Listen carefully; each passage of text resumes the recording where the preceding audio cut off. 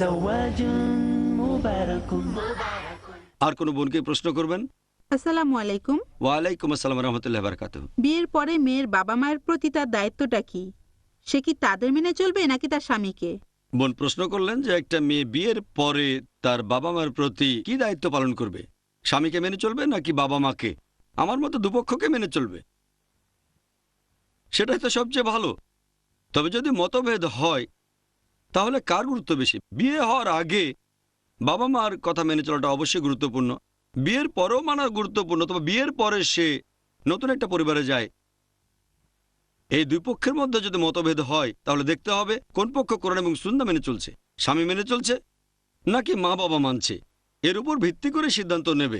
তবে দুজনেই যদি নিরপেক্ষ থাকে, দুই পক্ষই কোরআন সুন্নাহ মেনে চলছে, তাহলে যে কোনো এক পক্ষকে বোঝানোর চেষ্টা করেন, দৃষ্টিভঙ্গি বদলাতে, যাতে করে আপনি আপনার বাবা মার পাশাপাশি স্বামীকেও সন্তুষ্ট করতে পারেন।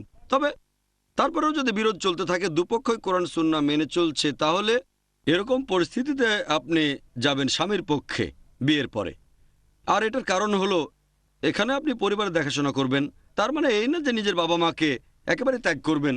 যদি মতভেদটা এরকম হয় যে দুপক্ষে কোরআন হাদিস মানে, তারপরও আপনাকে একটা পক্ষ নিতে হবে। সবচেয়ে ভালো দুপক্ষকে সন্তুষ্ট করা, একেবারে শেষ উপায় হিসেবে যদি পক্ষ নিতেই হয় তাহলে আপনি এখানে নেবেন স্বামীর পক্ষ, কারণ সেটা এখন আপনার নিজের পরিবার, বাবা মার পরিবার না। তারপরও যদি স্বামীকে বুঝিয়ে শুনিয়ে বাবা মাকে সন্তুষ্ট রাখতে পারেন, সেটাই সবচেয়ে ভালো। আশা করি উত্তরটা পেয়েছেন। আর কোনো বোনকে প্রশ্ন করবেন? আসসালামু আলাইকুম। ওয়ালাইকুম আসসালাম রহমতুল্লাহ বারাকাতুহু। স্বামীর মৃত্যুর পরে ইদ্দাতের সময়কাল ডিভোর্সের পরের ইদ্দাতের সময়কালের চাইতে লম্বা কেন? বোন প্রশ্ন করলেন যে স্বামী মারা গেলে স্ত্রীর জন্য ইদ্দাতের যে সময়কাল, সেটা ডিভোর্সের পক্ষের ইদ্দাতের সময়কালের চেয়ে লম্বা কেন? এই ইদ্দাত সম্পর্কে পবিত্র কোরআন বলছে, সূরা বাকারা 2 নম্বর অধ্যায় 228 নম্বর আয়াতে আছে, যখন কেউ স্ত্রীকে তালাক দেয় তখন ইদ্দাতের সময় 3 রজস্রাবকাল অথবা 3 মাস। কিন্তু কারো স্বামী মারা গেলে, কোরআন বলছে কারো স্বামী মারা গেলে ইদ্দাতের সময়কাল 4 মাস 10 দিন। তাহলে স্বামী মারা গেলে ইদ্দাতের সময়কাল সেটা 1 মাস 10 দিন বেশি। ডিভোর্স হলে 3 মাস, স্বামী মারা গেলে 4 মাস 10 দিন। কেন? ইদ্দাতের এই সময়কালটা ধরার পেছনে অনেক কারণ আছে। ডিভোর্সের পরে ইদ্দাতের সময়কাল ধরার একটা কারণ হচ্ছে এটা জানা যে স্ত্রী তার স্বামীর ঔরসজাত কোনো সন্তান ধারণ করেছে কিনা। তাহলে ইদ্দাতের সময়কাল ধরার অনেকগুলো কারণের মধ্যে একটা হচ্ছে এটা প্রিলিমিনারি টেস্ট। আগেও বলেছি যে স্বামী আর স্ত্রী কি একে অন্যকে ছাড়া থাকতে পারবে, একটা পরীক্ষা হয়ে যাবে। হয়তো 2 সপ্তাহ পরে মনে হবে আরে আমি কি করেছি, বইয়ের উপর রাগ করলাম কারণ আমার জামাটা স্ত্রী করেনি, তাই ভাবলাম আলাদা হয়ে যাব। এই 2 সপ্তাহে দেখলাম আমি আরো সমস্যায় পড়ে গেছি, তাই মিটমাট করে ফেলি। অথবা স্ত্রী ভাবতে পারে খালি খালি ওর উপরে আমি রাগ করেছি, আমাকে একেবারে সময় দেয় না, দিনে মাত্র 4-5 ঘন্টা করে। এই 2 সপ্তাহে বুঝলাম 2 ঘন্টা সময় দিলেও কোনো সমস্যা নেই, নাই মামার চেয়ে কানা মামা ভালো, এভাবে মিটমাট হতে পারে। এরকম অনেক কারণ আছে। অন্য আরেকটা কারণ হচ্ছে এটা জানা যে স্ত্রী তার স্বামীর ঔরসজাত সন্তান ধারণ করেছে কি না। যদি ধারণ করে তাহলে ইদ্দাতের সময়কালটা হয় সন্তান প্রসব হওয়া পর্যন্ত, তাছাড়া কোনো পক্ষই অভিযোগ করবে না। যদি আলাদা হয়ে যায় তাহলে 3 মাসের মধ্যে কোনো মেডিকেল টেস্ট ছাড়াই তারা জানতে পারবে যে এই স্ত্রী সন্তান ধারণ করেছে কিনা। আগেকার দিনে কোনো মেডিকেল টেস্ট ছিল না, এখন যেরকম আছে আল্ট্রাসনোগ্রাফি, অ্যামনিওসেন্টেন্সিস, এরকম বিভিন্ন টেস্ট। অ্যামনিওসেন্টেন্সিস লিঙ্গ জানার জন্য, এখনকার মতো প্রেগন্যান্সি টেস্টও ছিল না। তবে এইসব টেস্ট ছাড়াও সেই সময়ে 3 মাস সময়ের মধ্যে জানা যেত যে স্ত্রী তার স্বামীর ঔরসজাত সন্তান ধারণ করেছে কিনা। প্রেগন্যান্সি একমাত্র কারণ না, অনেকগুলো গুরুত্বপূর্ণ কারণের মধ্যে একটা। এছাড়াও স্বামী স্ত্রী আলাদা হয়ে থাকতে পারবে কি না সেটাও পরীক্ষা হয়ে যায়। তবে কোনো মহিলার স্বামী যদি মারা যায়, ডিভোর্সের সময় সবকিছু প্ল্যান মতো হয়। প্ল্যান মানে ডিভোর্স হঠাৎ করে হয় না, প্রথমে স্বামী এবং স্ত্রীর মধ্যে আলোচনা হবে, যদি কোরআন সুন্নাহ মেনে চলেন। যদি আপনি বিদায় স্টাইলে বলেন তালাক তালাক তালাক, তাহলে কয়েক সেকেন্ডেই সেটা সম্ভব। রেগে গেলে তালাক দিলেন, এই নিয়মটা মোটেও ইসলামিক না। এটা তালাকে বিদা কথাটা আগে বলেছি। যদি ইসলামিক নিয়মে তালাক দিতে চান, প্রথমে স্বামী স্ত্রীর মধ্যে আলোচনা হবে, এভাবে সমাধান না হলে মধ্যস্থতাকারী আলোচনা করবেন, তারপর অপেক্ষা করবেন। এভাবে ডিভোর্স দিতে হলে কয়েক সপ্তাহ, কয়েক মাস অথবা 1 বছরও লাগতে পারে। এভাবে প্ল্যান হয়, আপনিও প্রস্তুত থাকেন। তারপর ইদ্দাতের সময়কালটা থাকে 3 মাস। অন্যদিকে কারো যদি স্বামী মারা যায়, বেশিরভাগ ক্ষেত্রে এটা হঠাৎ করে হয়, হয়তো কোনো অ্যাক্সিডেন্টে, হয়তো কোনো অসুখে, হয়তো হতে পারে স্বামী অনেকদিন অসুস্থ, মারা যাবে জানেন, তবে সম্ভাবনা কম। বেশিরভাগ ক্ষেত্রে স্বামী মারা যায় হঠাৎ করে ঘটে। এই সময় স্ত্রী মানসিক আঘাত পায়। সে স্বামীর ঔরসজাত সন্তান ধারণ করেছে কিনা সেটা জানতে 3 মাসই যথেষ্ট, যাতে করে কেউ তাকে অভিযোগ না করে যে তার অবৈধ সম্পর্ক আছে, নাউজুবিল্লাহ। অন্য কোনো লোকের সাথে স্বামী মারা যাওয়ার পরে সে অন্য লোকের সন্তান গর্ভে ধারণ করেছে, তাহলে ইদ্দাতের সময় জানা যায় স্ত্রী কোনো সন্তান ধারণ করেছে কিনা। এটা একটা কারণ।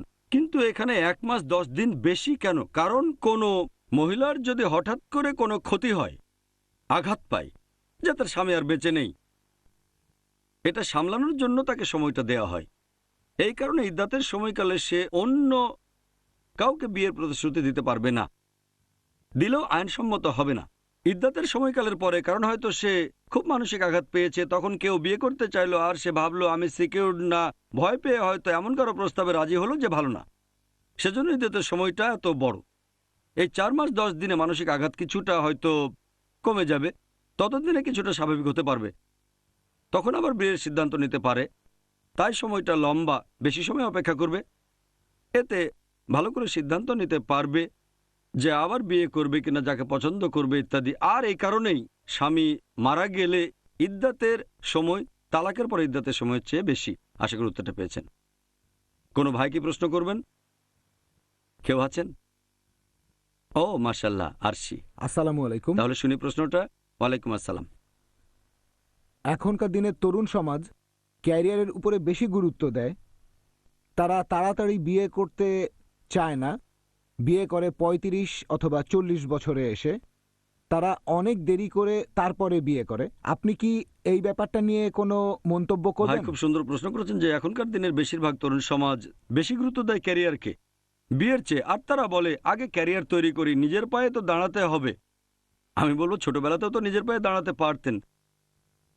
আসলে আমি আমার নিজের পায়ে দাঁড়াবো এটা দিয়ে বোঝাচ্ছে তারা আর্থিকভাবে স্বাবলম্বী হতে চায়। তারা হতে চায় ডাক্তার বা ইঞ্জিনিয়ার অথবা ভালো বেতনের চাকরি চায়। এভাবে যখন ভালো চাকরি পায় ততদিনে 30 বছর পার করে ফেলে, অথবা 28, 29, এটাও বেশ তাড়াতাড়ি, অথবা 30 পার হয়ে 31, 32 বা 35। এখন বিয়ের আগে এই ক্যারিয়ার তৈরি করা এটা কতটা গুরুত্বপূর্ণ? বিয়ে হলো জীবনের একটা অংশ, ক্যারিয়ারও জীবনের একটা অংশ। আমার মতে বিয়ের ক্ষেত্রে শুধু ক্যারিয়ারের জন্য কারো দেরি করা উচিত না, পড়াশোনার জন্যও না। ভালো, আমি বলছি না যে টিনেজে বিয়ে করে ফেলেন। প্রাপ্তবয়স্ক হলে অবশ্যই বিয়ে করতে পারেন। ইসলাম ধর্ম অনুমতি দিয়েছে প্রাপ্তবয়স্ক হলে আপনি বিয়ে করতে পারেন, তবে বেশি দেরি করবেন না। আমাদের নবীজি সাল্লাল্লাহু আলাইহি ওয়াসাল্লাম বলেছেন, আছে সহিহ বুখারীতে 7 নম্বর খণ্ড, বুক অব নিকা, 3 নম্বর অধ্যায় 4 নম্বর হাদিস, হে যুবক যুবতীরা, তোমাদের মধ্যে যাদের বিয়ের সামর্থ্য আছে তারা বিয়ে করে ফেলো, তাহলে দৃষ্টি সংযত থাকবে, শালীনতা বজায় থাকবে। এই লোকজন বিয়ে করতে দেরি করছে কারণ তারা মনে করে যখন আমি বিয়ে করব তখন আমার স্ত্রী দেখাশোনা করতে হবে, সেটা বাধা হয়ে দাঁড়াবে আমার লেখাপড়ায়, সেটা বাধা হবে আমার ক্যারিয়ার। এই ধারণাটা আসলে ভুল। চিন্তা করেন, একটা ছেলে মেডিকেলে পড়ছে, যদি সে বিবাহিত হয় স্ত্রী তাকে সাহায্য করবে। এভাবে পজিটিভ সাইডগুলো দেখেন। যদি বিয়ে করেন তারপর পোস্ট গ্র্যাজুয়েশনের পরীক্ষা দিলেন, এটা অনেক সোজা। সে সাহায্য করবে, আপনাকে নোট তৈরিতে সাহায্য করবে, সে আপনার আরামায়েশের ব্যবস্থা করবে। আগে আপনাকে দেখতো আপনার মা, এখন মা স্ত্রী দুজনেই আছে। আপনার ক্যারিয়ার থাকলেও সমস্যা কোথায়? হ্যাঁ, অনেকে ভয় পেতে পারে, এটা তো যখন উপার্জন করা শুরু করব। সেজন্য আমাদের নবীজি বলেছেন যদি সামর্থ্য থাকে। এরকম কথা যারা বলে তাদের বেশিরভাগের বাবা মাই ধনী, তাদের সঞ্চয় করা টাকা আছে, তাহলে টাকা কোনো সমস্যা না হলে তাদের বিয়ে করা উচিত। ব্যবসায় প্রতিষ্ঠা পাওয়াটা সহজ হয়ে যায়। স্ত্রী আপনাকে সাহায্য করবে, কারণ আগেও বলেছি স্ত্রী পোশাকের দায়িত্ব পালন করে। তাই দেরি করে বিয়ে করার সাথে আমি একমত না, কারণ যদি তাড়াতাড়ি বিয়ে করেন তাহলে সন্তানও নেবেন তাড়াতাড়ি। অনেকে হয়তো বলবে আমি আরাম করতে চাই, একটু রিল্যাক্স করব। আরাম করতে চাইলে তো তাড়াতাড়ি বিয়ে করবেন। 20-25-এর মধ্যে বিয়ে করেন, সন্তান নেন তাড়াতাড়ি। 40 বছর বয়সে আপনার ছেলের বয়স 18-19। আপনার ব্যবসা থাকলে রিটায়ার করতে পারেন 40-এর আগেই, না হলে এটা তো 60 বছরে। তাহলে জীবনটা উপভোগ করতে চাইলে তাড়াতাড়ি বিয়ে করেন, সন্তান নেন।